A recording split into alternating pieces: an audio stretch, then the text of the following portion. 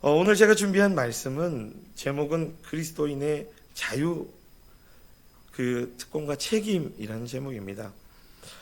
성경은 우리 그리스도인들의 삶의 지표이고 또 삶의 행동 강령이고 또 전부이고 모든 것입니다.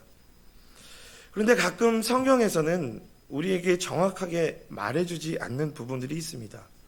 예를 들면 성경에서는 분명히 술 취하지 말라라고 얘기했지만 간단하게 술을 마시는 것 정도는 괜찮다라고 말하는 부분도 나와 있습니다. 어떤 분들은 예수님도 술을 드셨다. 또 예수님 당시에 그 당시 포도주는 음료였다라고 말하는 부분도 계시고요. 또 심지어 우리나라 외에는 거의 모든 다른 나라에서는 술 먹는 걸 금지하지 않는 그런 국가들도 있습니다. 뿐만 아니라 또 담배에 관한 것도 성경은 전혀 말하지 않고 있죠. 정확하게 그것이 죄인지 아닌지에 대해서 설명하지 않는 부분들을 우리 기독교 윤리에서는 회색 지대에 속한 문제라고 말을 합니다. 까맣지도 않고 하얗지도 않은 흑백 논리로 설명할 수 없는 부분들을 그렇게 얘기합니다. 그래서 이런 것들을 기독교 교회 안에서는 자유의 영역에 속한 문제들이라고 말을 하고 있습니다. 즉 그리스도인들의 자유의 영역에 속한 문제라고 말하고 있습니다.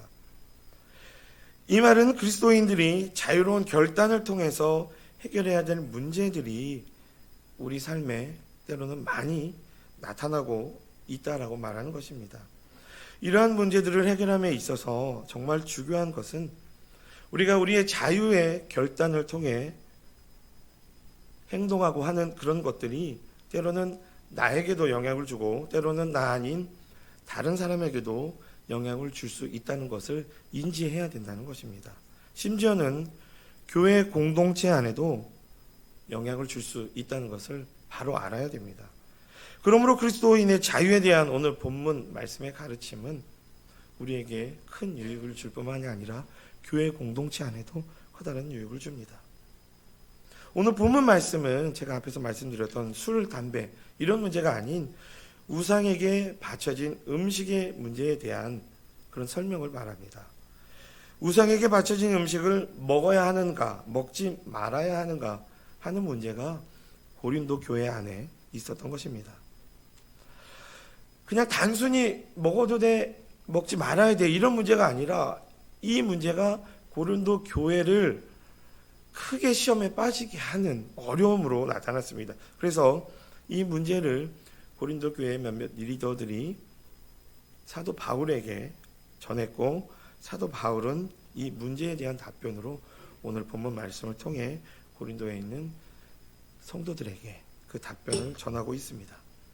우리도 이 말씀을 통해서 우리 성경이 정확하게 말하지 않고 있는 그런 우리 자유의 영역에 속해 있는 문제들을 우리가 어떻게 해결하고 또 그런 문제들이 우리에게 닥쳤을 때 우리가 어떻게 이 문제들을 잘 이겨내고 또 지혜롭게 또 하나님이 원하시는 대로 해결할 수 있는지를 한번 살펴보겠습니다.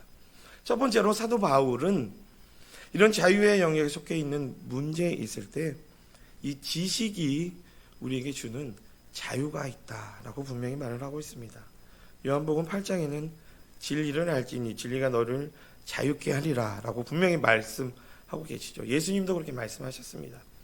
본문 4절 말씀을 한번 같이 보시겠습니다.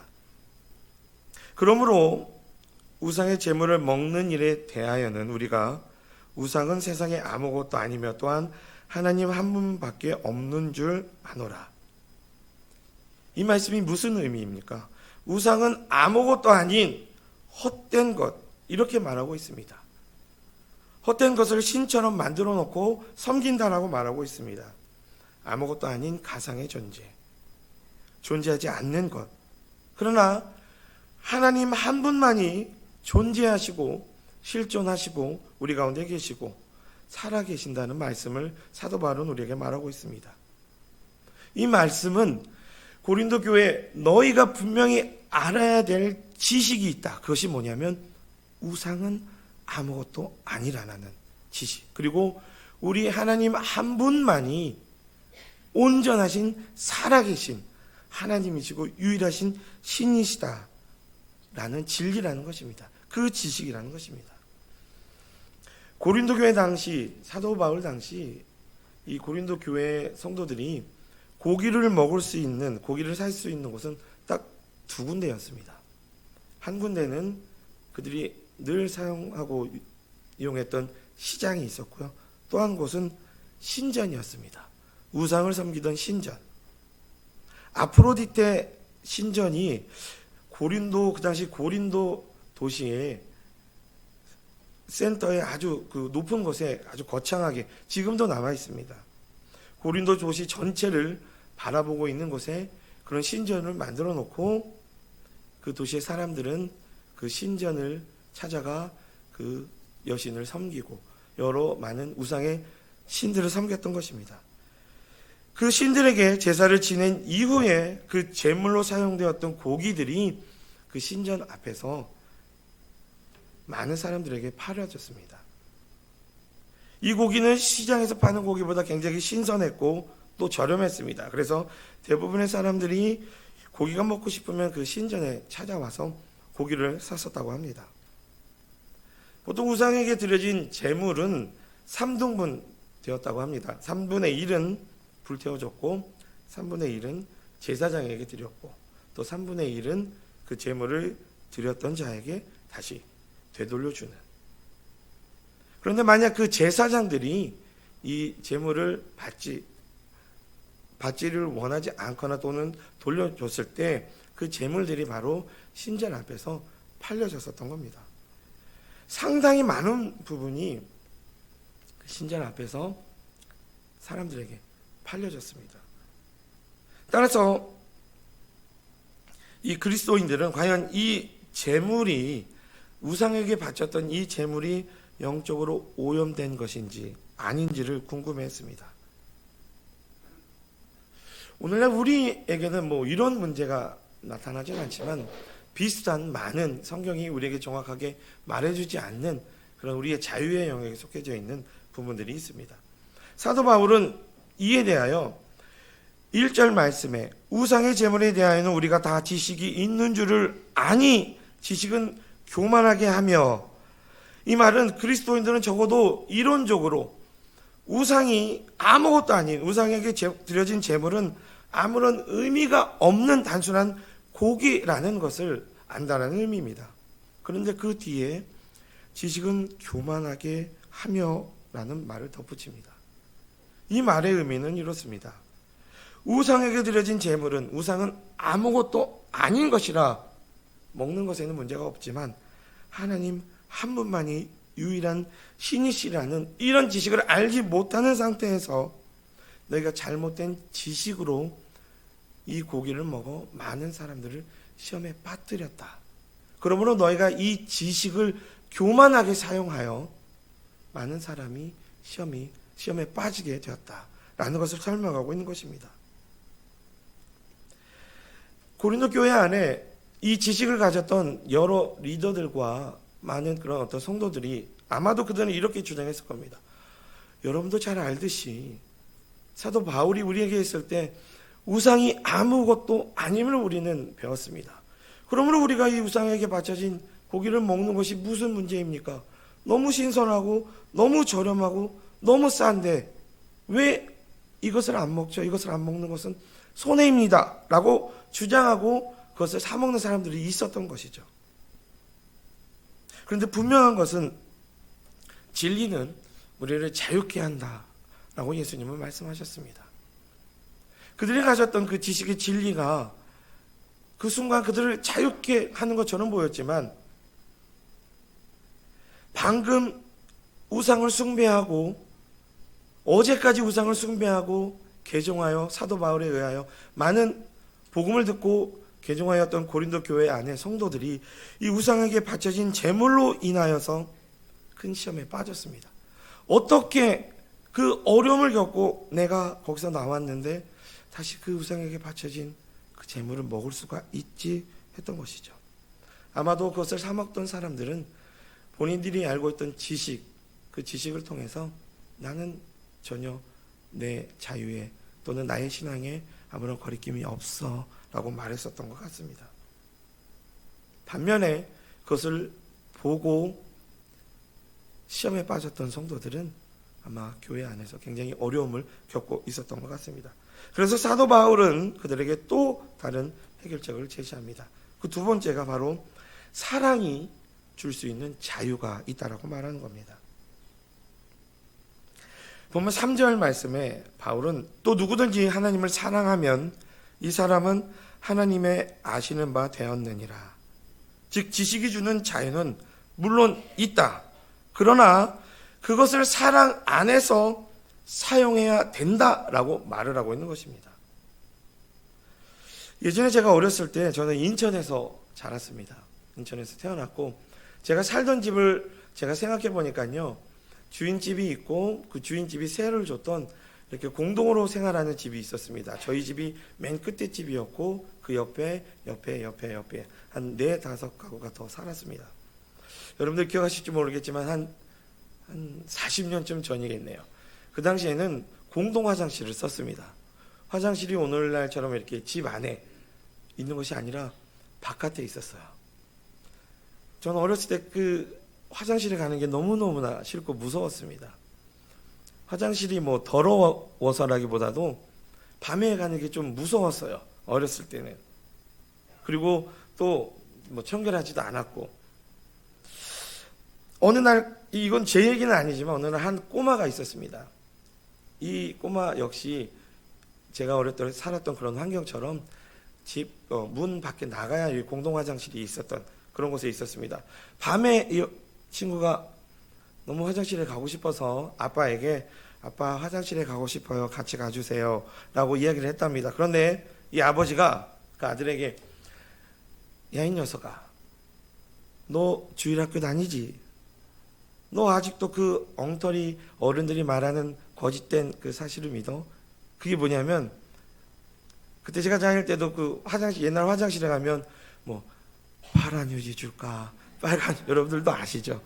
이렇게 화장실 변기 그 당시엔 변기도 아니죠. 이렇게 손이 나와서 뭐 그런 우스갯소리가 있었습니다.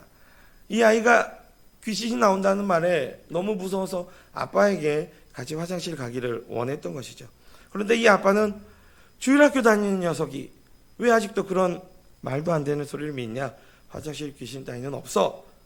얼른 화장실에 가. 그리고 같이 동행해 주지 않았답니다. 이 아버지의 충고는 제가 앞에 말씀드렸던 이 고린도 교회가 우상을 섬기던 것에서 예수 그리스도를 믿고 개종했던 그 시험에 빠졌던 사람들에게 했던 지식의 충고였습니다. 우상은 아무것도 아니야. 귀신은 없어. 그러니 진리를 믿고 가. 그러나 이 아버지에게는 부족한 것이 있었습니다. 그것이 바로 사랑이 부족했습니다. 아버지가 아직 확신이 없는 이 어린아이에게 아이고 우리 아들 겁이 나는구나. 그래 아빠가 같이 가줄게. 아빠가 밖에 서 있을 테니까 무섭거나 혹시 놀래거든 아빠를 불러. 아빠를 믿고 또 예수님 믿고 화장실에 가봐. 화장실 귀신 따위는 없어. 이 아이는 이 아빠가 그런 사랑의 행동 또 사랑의 실천을 했다면 전혀 무서워하거나 전혀 어려움을 겪지 않았을 겁니다. 시험에 빠지지도 않았을 겁니다. 그런데 이 아이는 우리 아빠는 날 사랑하지 않은가 봐. 왜 날 이해해 주지 못하지? 이렇게 생각하지 않았겠습니까? 아빠가 손을 잡고 화장실에 가는 이 행동이 바로 아직 진리의 지식 앞에 자유함을 얻지 못하는 자에게 사랑으로 그 모든 것을 뛰어넘을 수 있는 자유를 주는 행동인 것입니다. 사도 바울이 말하는 것이 바로 이것입니다. 만약 이 아빠가 그랬다면 이 아이는 화장실에 빨간 휴지 줄까 파란 휴지 줄까 이런 귀신이 없다라는 확신뿐만이 아니라 자유함을 또 진리가 주는 자유함도 얻었을 것입니다. 이것이 사랑이 주는 자유라고 사도 바울은 말하고 있는 것입니다. 그런데 안타깝게도 고린도 교회 안에는 이러한 지도자는 없었던 것 같습니다. 위치상 고린도 교회는 이방인들이 섬겼던 교회였고 우상을 섬기다 개종하여 하나님을 예수님을 섬기던 사람이 많았던 그런 곳이죠. 우여곡절 끝에 겨우 개종하였고, 어떤 사람은 살아가는 가족을 다 버리고 혼자만 개종하여 예수님을 믿는 사람도 있었을 것입니다. 그리고 어떤 사람은 많은 대가를 치르고 예수님을 믿는 사람도 있었을 것입니다. 그런 사람에게 또다시 우상에게 바쳐진 재물을 먹어야 한다라고 생각하는 것은 당연히 그들을 깊은 시험에 빠지게 하는 행동이었을 것입니다. 그들에게 각 개종하여 교회에 온 사람들에 대한 배려, 그들을 사랑으로 안아주는 배려, 이것이 그리스도인들이 우리가 누려야 하는, 우리가 베풀어야 하는 그리스도인들의 자유 안에 속해 있는 영역인 것입니다. 마지막 세 번째로 사도 바울은 우리 그리스도인들의 자유는 다른 사람을 시험에 들게 해서는 안 된다라고 말하고 있습니다. 본문 8절 9절은 이렇게 말합니다. 식물은 우리를 하나님 앞에 세우지 못하나니 우리가 먹지 아니하여도 부족함이 없고 먹어도 풍성함이 없으리라. 그런즉 너희 자유함이 약한 자들에게 거치는 것이 되지 않도록 조심하라. 방금 제가 읽었던 이 8절 9절 말씀 안에서 우상의 제물을 먹는 사람이 신앙이 좋은 사람일까요? 먹지 않는 사람이 신앙이 좋은 사람일까요? 여러분들 한번 생각해 보십시오.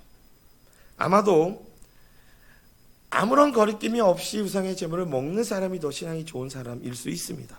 왜냐하면 그는 지식이 주는 자유함, 진리가 주는 자유함도 있고 또 그것으로 인해 평안함을 가질 수 있습니다. 그런데 사도 바울은 우리가 사용하는 그 자유함이 나에게는 평안함을 줄 수 있지만 다른 누군가에게 시험을 준다면 그것은 곧 죄가 된다라고 강력하게 말하고 있습니다. 담배를 한번 예를 들어보겠습니다. 여러분들, 성경은 담배를 피워라, 피지 말라 말하지 않습니다. 담배를 피는 것이 신앙이 좋은 분입니까? 피지 않는 분이 신앙이 좋으신 분입니까?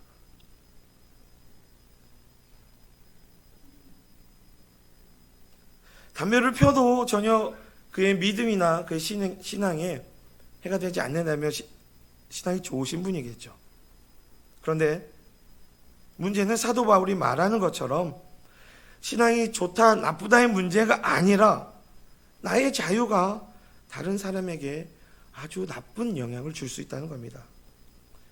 그래서 사도 바울은 11절 12절에 그러면 내 지식으로 그 약한 자가 멸망하나니 그는 그리스도께서 위하여 죽으신 형제라. 이같이 너희가 형제에게 죄를 지어 그 약한 양심을 상하게 하는 것이 곧 그리스도에게 죄를 짓는 것이니라. 어떤 사람이 사탄의 세력에서 방금 벗어나 우상에게 향한 모든 것을 끊고 새로운 삶을 시작했는데 믿음이 좋다, 나는 자유함이 있다라고 말하는 사람들로 인해 또 깊은 시험에 빠진다면 그것은 죄가 된다라고 말하는 것입니다. 좋은 예가 있습니다. 우리 침례교회의 역사상 가장 위대한 설교가가 계시죠. 찰스 스펄전 목사님. 이분은 굉장한 애연가셨다고 합니다. 그분 회고록에는 이분이 2시간 넘게 마이크도 없이 수만 명의 성도들 앞에서 아주 명설교를 하신 이후에 정말 죄송한 말씀이지만 담배를 한 모금 피시는 게 찰스 스펄전 목사님에게는 큰 스트레스를 해결하는 또 삶의 어떤 아주 자그마한 만족감을 주는 일이었다고 합니다. 그런데 이 일 때문에 스펄전 목사님이 목회하시던 어떤 성도가 깊은 시험에 빠졌습니다. 그래서 교회 다른 어떤 리더가 스펄전 목사님께 목사님 담배 피시는 거 좋아하시죠? 그런데 어떡합니까? 어떠한 성도가 목사님의 그 흡연하시는 모습을 보고 깊은 시험에 빠져 너무 괴로워합니다. 찰스 스펄전 목사님께서 어떻게 하셨을 것 같습니까? 고린도 교회들 같았으면 나에게 이것을 왜 뺏으려고 해? 그랬을 겁니다. 그런데 스펄전 목사님은 그 즉시 담배를 끊었다고 합니다. 그 이후로 다시는 담배를 피지 않았다고 합니다. 고린도전서 말씀을 너무 잘 아셨던 것이죠. 고린도 교회 안에는 여러 가지 많은 문제들이 있었습니다. 분파의 문제, 주의 만찬의 오용의 문제, 성적 부도덕, 예배 시간에 머리에 두건을 쓰는 문제, 소송들. 이런 문제들이 사도 바울은 모든 그리스도인의 자유의 문제와 관련되어 있는 부분들이라고 말하고 있습니다. 실제로 고린도전서 8장부터 11장 1절까지는 이 그리스도인의 자유에 대한 설교 부분입니다. 앞에서 말씀드렸던 것처럼 고린도라는 도시는 상업 중심지였고 은퇴한 군인들 또 노예였다가 해방을 얻어 자유의 신분을 갖고 있었던 사람들이 살아가던 인구가 많은 그런 대도시 지역이었습니다. 그런데 그 당시 고린도 도시 안에는 캐치프레이즈, 그들이 모토로 삼고 있었던 한 말이 있습니다. 영어로 하면 I have the right to do anything. 한국말로 하면 나에게는 그 어떤 것도 할 수 있는 권리가 있어 라는 말입니다. 이 캐치프레이즈, 이 모토는 고린도 교회 안에도 지대한 악영향을 미쳤습니다. 아버지의 아내, 성적 부도덕을 일으켜 아버지의 아내, 그러니까 자기의 어머니죠. 많은 분들이 계모라고 하고 있는데 이 계모를 아버지가 죽은 이후에 자기의 아내로 삼는 문제도 이들에게는 나는 모든 것을 할 수 있어. 나는 자유해. 이런 문제 때문에 일어났습니다. 우상에게 바쳐진 재물을 먹는 문제도 나는 아무런 거리낌이 없는데, 나는 자유함을 얻었는데 나에게는 권리가 있어. 그리고 분파의 문제도 마찬가지입니다. 왜 모든 사람이 바울을 좋아해? 나는 아폴로를 더 좋아해. 나는 그리스도파야. 이렇게 말하는 문제들이 있었고요. 주의 만찬의 문제에도 그곳에 있었던 부자 성도들은 왜 주의 만찬의 시간에 조그만 음식을 먹어야 되지? 나는 많이 먹고 싶어. 그래서 그들의 사비를 이용해서 음식을 많이 준비해서 그들만 즐겼다고 합니다. 그리고 실제로 가난한 성도들은 먹지 못하였고요. 예배 시간에 수건을 두르는 문제도 그 당시에 고린도 교회에 출석했던 여인들은 이쁘고 싶었던 것이죠. 머리에 이쁜 치장도 하고 싶었습니다. 그런데 수건을 쓰면 자기의 이쁨을 나타낼 수 없어서 나는 그것을 쓰고 싶지 않아. 이것은 나의 자유야. 이렇게 얘기했었던 것입니다. 사도 바울은 이런 모든 그리스도인의 자유의 문제가 다른 누군가에게 시험에 들게 한다면 그것은 죄라고 말씀합니다. 그러면서 우리가 마지막에 읽었던 말씀, 고린도전서 10장 31절 말씀, 이 그리스도인의 자유의 문제에 거의 이제 결론을 맺는 부분입니다. 한 번 더 같이 읽어보시겠습니다. 그런즉 너희가 먹든지 마시든지 무엇을 하든지 다 하나님의 영광을 위하여 하라. 성경에서 말하지 않는 많은 부분들에 있어서 너희에게 자유함이 있고 자유가 있다. 그래서 너희가 자유롭게 할 수 있지만 너희가 사용하는 그 자유가 다른 누군가의 시험에 들지 않고 무엇보다도 중요한 것은 그 너희가 누리는 자유함이 하나님의 영광을 위한 일인지를 생각해보라 라고 말하는 것입니다. 성경은 우리 삶의 모든 원리를 다 가르쳐 주지는 않습니다. 때로는 이것이 맞는지 틀리는지 우리가 알 수 없는 문제들도 많이 나타납니다. 그럴 때 사도 바울은 너희의 자유함 안에서 이것을 결정하고 그 자유함이 다른 누군가를 해치거나 시험에 빠지지 않게 하고 무엇보다도 가장 중요한 것이 이것이 하나님의 영광을 위한 일인지를 생각해 보라는 것입니다. 작년부터 대한민국 사회가 굉장히 소란스럽고 어지럽습니다. 그 중심에 많은 문제들이 있었지만 한국 교회가 있는 모습을 제가 멀리 필리핀에서 봤습니다. 제 마음에 한 가지 굉장히 답답함이 들었습니다. 그 당시 제가 저희 성도들에게 이 고린도 전서를 강의하고 있을 때입니다. 특별히 이 자유함 문제. 성경은 우리에게 이 세상의 빛과 소금이 되라고 말하고 있습니다. 이 말씀은 우리의 사명, 우리가 사용해야 할 모든 하나님의 영광을 위하여 사용할 모든 자유함은 오직 예수 그리스도를 높이는 하나님의 영광을 높이는 복음을 위해서 사용하라고 말하고 있는 것입니다. 그런데 한국교회가 그러지 못한 모습을 보고 굉장히 마음이 아팠습니다. 특별히 제가 이 필리핀에 가보니까요, 이들에게 있어서는 중요한 것은 지금 이 순간 먹고 사는 문제가 가장 중요한 문제더라고요. 다른 문제를 신경 쓸 겨를이 없습니다. 필리핀 사회가 굉장히 타락해 있고 또 어지럽고 정치, 경제 모든 부분에서 어지러워 있는데 이들은 오직 먹고 사는 문제만 관심이 있더라고요. 그들에게도 크다는 문제가 있습니다. 하나님께 영광을 돌리는 일에 우리의 관심을 쓰지 않고 오직 나의 자유함을 내가 어떻게 더 크게 누릴까, 이런 것에 관심이 있는 것을 보았습니다. 귀하신 성도님들, 우리가 먹고 사는 것, 또 우리가 우리의 자유의지를, 우리의 자유를 사용하여 행동하는 그 모든 것은 하나님의 영광을 위한 일입니다. 하나님의 영광을 위한 일이 무엇이겠습니까? 바로 예수 그리스도를 이 세상에 전하는 일입니다. 여러분들 주의를 한번 살펴보십시오. 아직까지 예수님을 믿지 않는 분들이 너무 많습니다. 대한민국 사회에도 점점 그리스도인들이 적어지고 있습니다. 필리핀도 마찬가지입니다. 여러분들, 우리가 하는 모든 일들, 예배하고 생활하고 삶을 살아가는 그 모든 일들이 바로 하나님의 영광을 위한 삶이 되어야 되는 것입니다.